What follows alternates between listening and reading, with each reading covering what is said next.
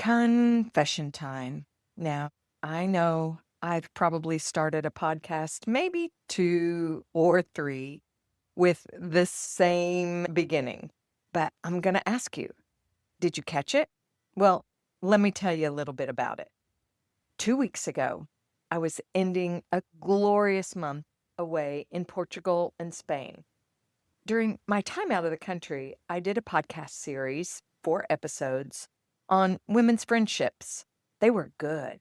They were challenging. They were honest, and they are worth the listen. Well, at the end of the last episode, I promised one more episode. I had planned to give you actual tools and thoughts about cultivating deep core relationships. You see, for me, when I did my own friendship audit and evaluated my friendship circles, I quickly discovered that I had one core friend, my husband. I'd spent the last 3 years cultivating intimacy with him, which was necessary, which was good. But I had neglected keeping my heart alive with friendships with women. And I found myself longing, aching, even feeling shame and not understanding why. Because when I said, I feel lonely, the response was, You, Misty, lonely? But you have lots of friends. Well, during my current friendship journey and in seasons in the past, I learned some things, gained some insight and wisdom about how to cultivate those deeper connections.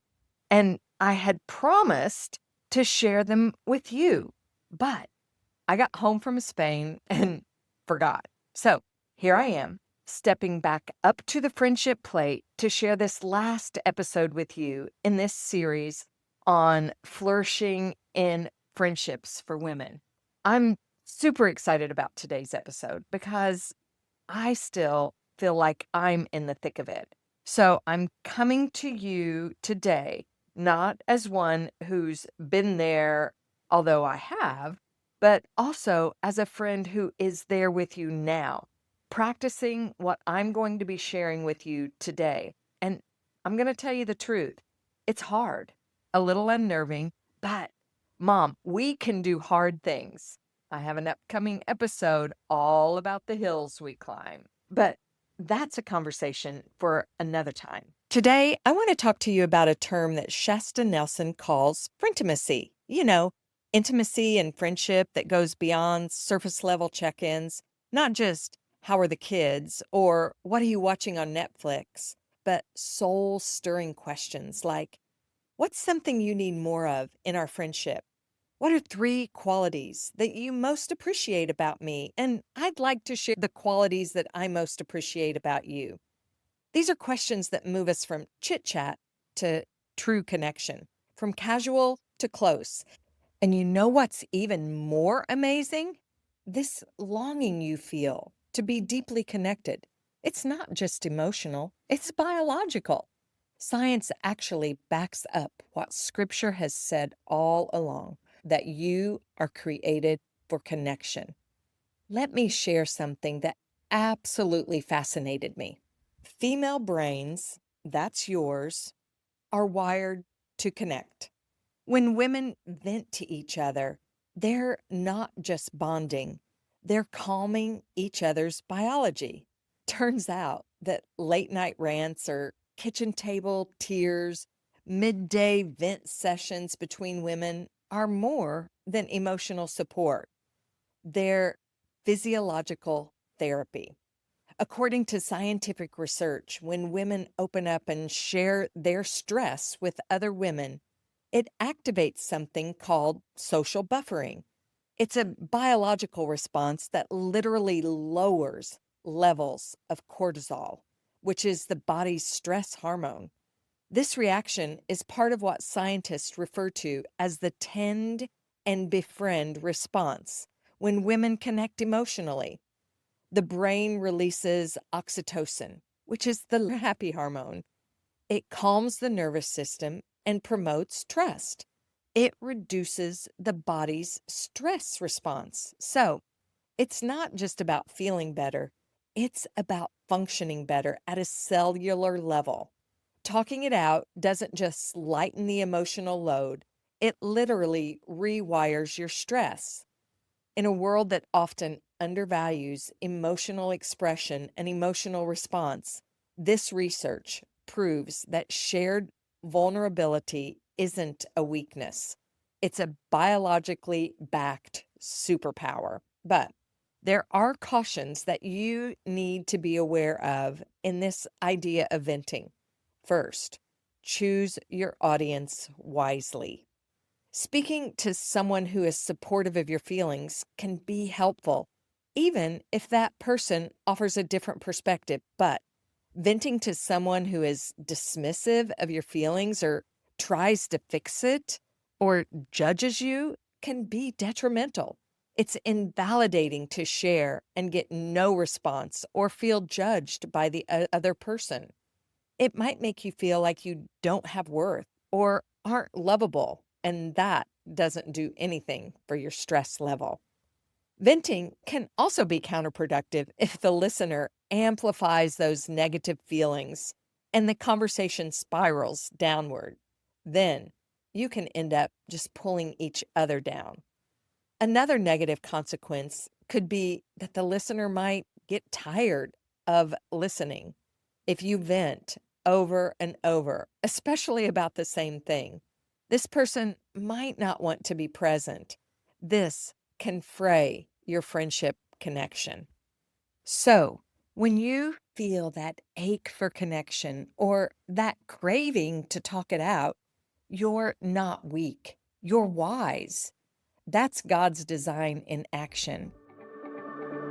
Hey friends, I'm Misty Hughes, and I am so glad you're with us today on this final episode of the Flourish in Friendship series on mom to mom mentoring.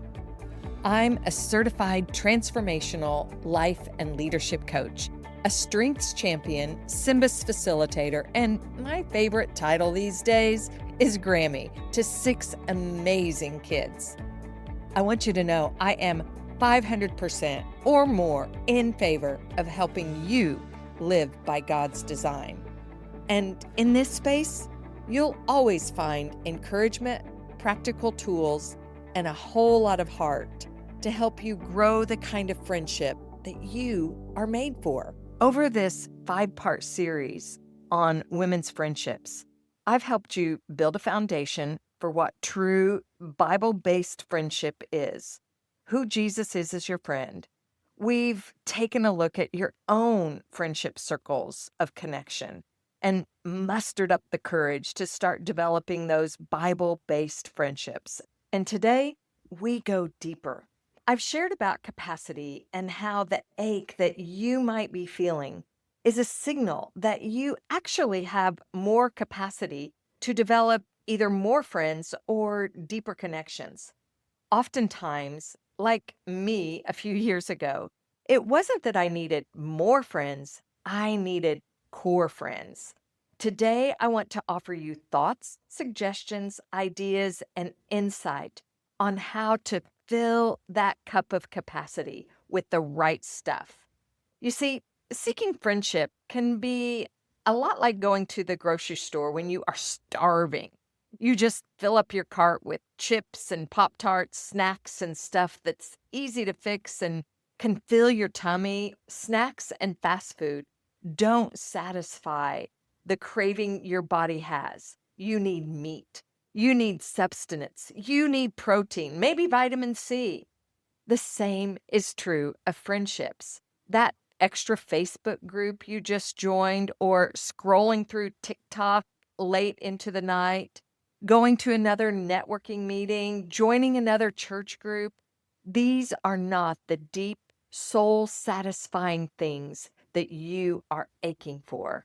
Today, I want to guide you in how to fill that capacity up with the right stuff, not the fluff. Now, if you're popping in for the first time today, I want to encourage you to take a listen to the previous episodes about women's friendships.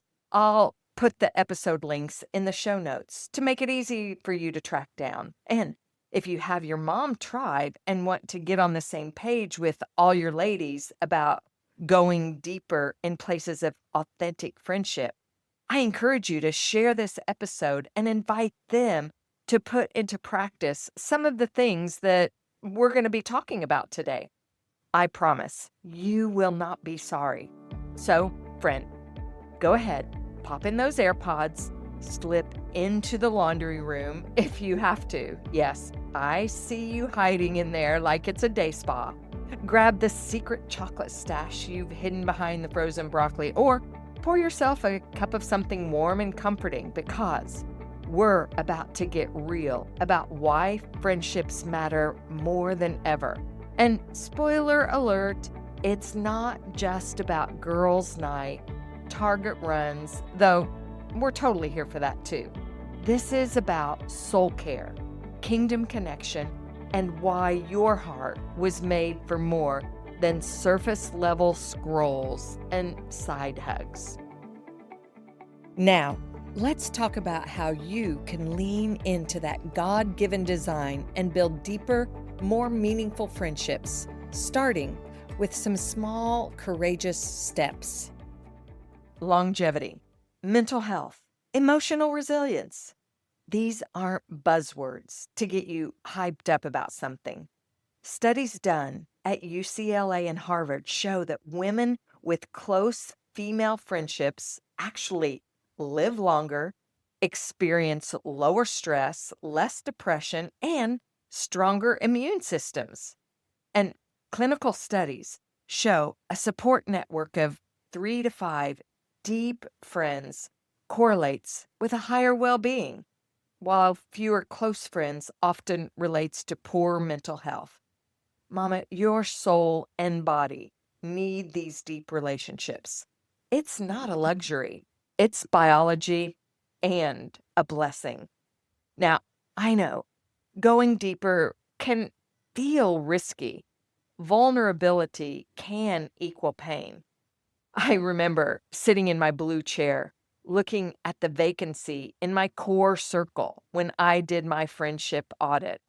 I was wondering, what should I do? Praying, asking God, who might fill this space? I'd come up with a few names, and I thought, I'd really like to cultivate a relationship with that woman. Then I would start down the mental track. Oh, she doesn't have time. She already has her core friends. There's no room for me in her life. And I'd erase the name without doing anything. I was afraid of rejection.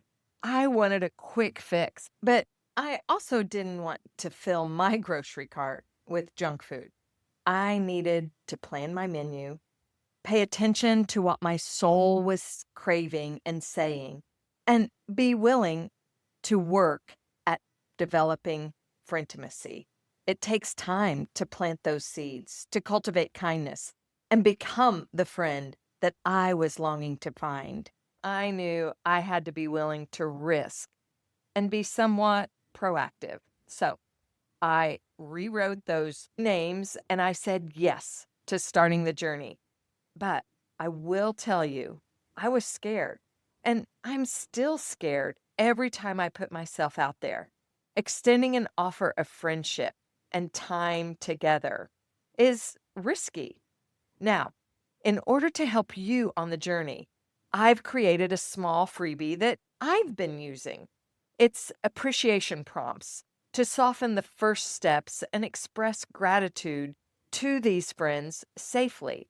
The link for the Friendship Circles mapping guide is in the show notes.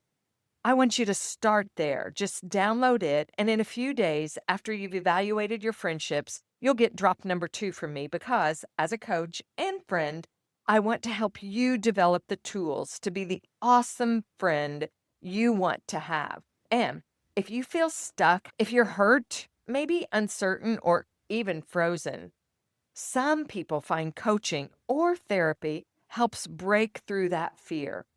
Mom, I am offering a free clarity call if all this feels too big to navigate on your own. Just go to mommentoring.com/call and book your free call today. so you can start building on the friendships that you have and being the friend you've always dreamed of having. Research actually highlights two things about friendship. Number one, it takes approximately 200 hours to build intimate friendships. That 200 hours must include vulnerability. So, I've discovered yet another amazing tool that I'm going to share with you when you download the Friendship Circles Mapping Guide. Or you can just go ahead and bypass all the other and search on the World Wide Web. It's Arthur Aaron's 36 questions, which are designed to promote closeness gradually.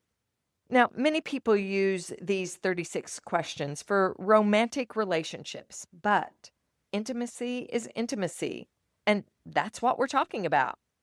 Into me, you see. Have you ever heard that? It's about being seen and seeing others. And these questions will help you do just that. The questions are grouped in three sets: light, intermediate, then deep discovery. You could go ahead and try a few with someone you trust. Here's one. Ask, what do you value most in a friendship? Now, the key is you have to take turns answering the question and listening. I don't know about you, but sometimes I ask a question and someone gets going on the response, and there never is that two-way interchange. So, take time to listen, but be prepared to answer the question too. Asking 3 to 5 questions thoughtfully can help build authenticity. And as an avid question asker, I love tools that help me cultivate the right questions to really know someone. Now, there are many science backed reasons why female friendship is so important. Becky Moyer and I discussed a few of these reasons in last week's podcast episode, What Moms Can Look For in a Mentor and How to Be One. You can tune in to that episode and glean from Becky's wisdom on mentorship and actually the difference between it and friendship. But back to the things that having intimate friendship can help you with. We've talked about a few: relieving stress, managing anxiety, protecting from depression. But friends also encourage healthy lifestyle change. No, really, you are more likely to develop healthy lifestyle changes and habits if your tribe is doing the same. And the reverse is true as well. Maybe you've heard the Jim Rohn quote: you are the average of the 5 people you spend the most time with. Or Proverbs 13:20 says it this way: whoever walks with the wise becomes wise, but the companion of fools will suffer harm. So it is vitally important, biblically sound advice to choose your friends wisely. These intimate friends can also help you navigate life's transitions.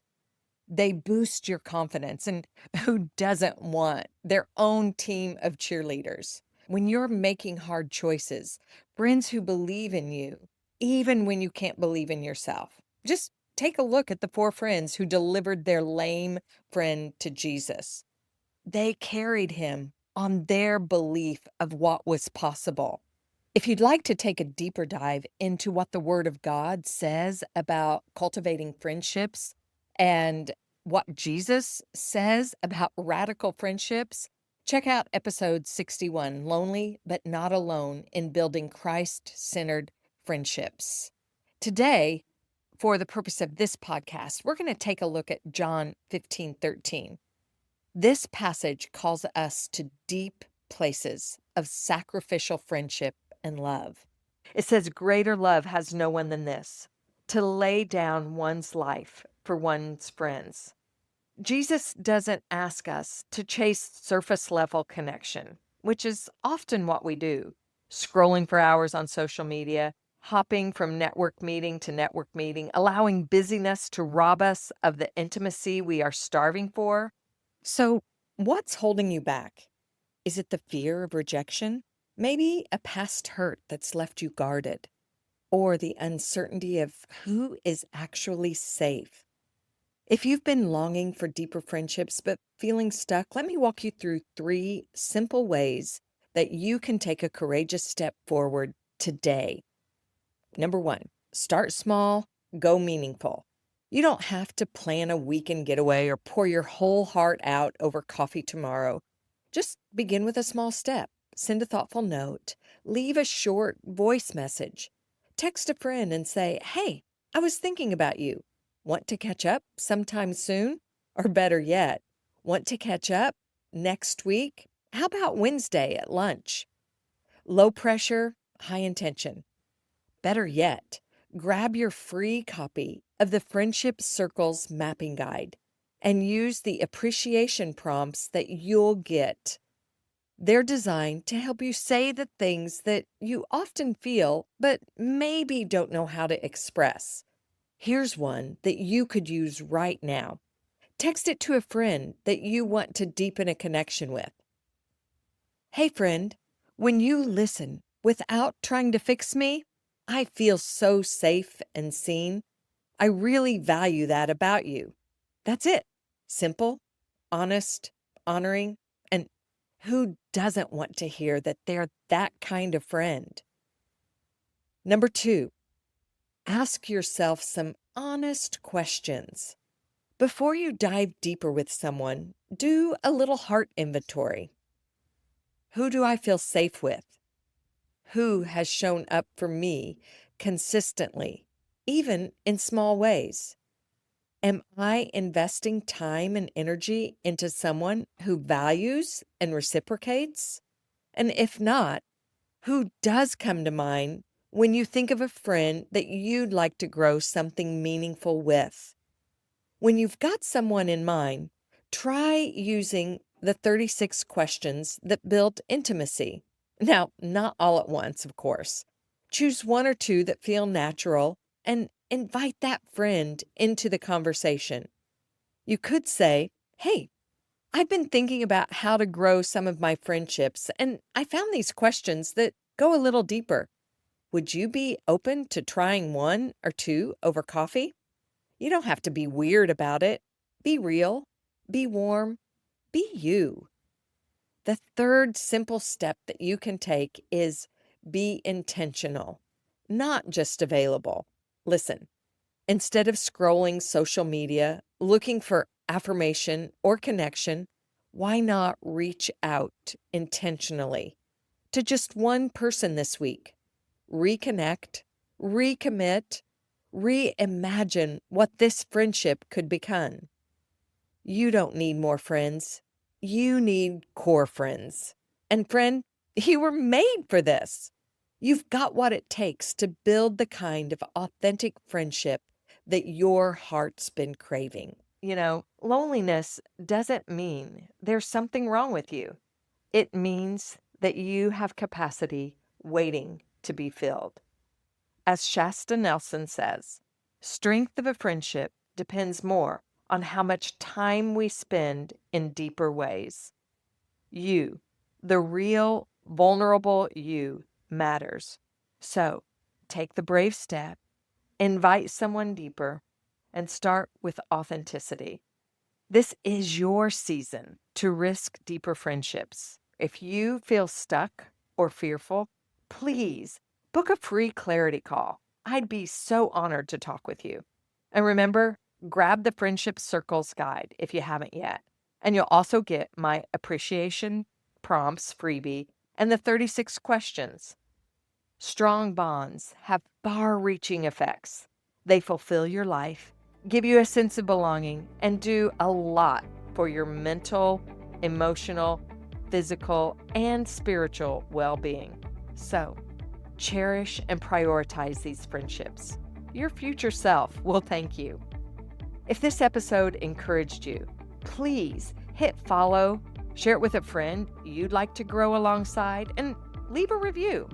It helps more women find these messages. Now, if you've ever wondered, where are the mentors? How do I even begin to find one? Do I really need a mentor? What would it look like for me to be a mentor?